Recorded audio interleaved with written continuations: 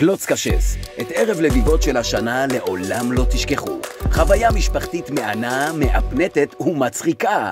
אז איך משחקים? מאוד פשוט. כל שחקן מקבל 10 כרטיסי תשובות, כרטיסי הקלוץ. השופט שואל שאלה מכרטיסי הקשס, וכל השחקנים עונים מתוך כרטיסי הקלוץ שלהם.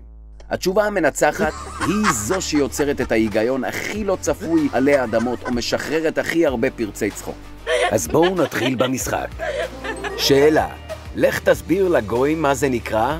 סובארו אברכים. הצפיפות באוטובוסים לכותל.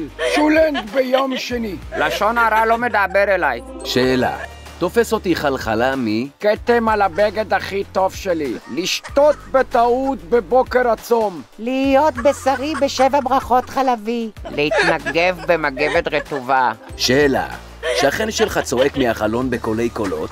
אני לא שורד את החום. אם זה בחינם לוקחים 2. אין ערב לביבות בלי קלוץ קשס. מתי מסיימים? לא בטוח שתצליחו לסיים. ותמיד תמיד כשתשחקו שוב, המשחק יהיה חדש לגמרי. הצירופים יהיו חדשים, והחוויה בהתאם. לחיים, משחק טוב מבית טוב.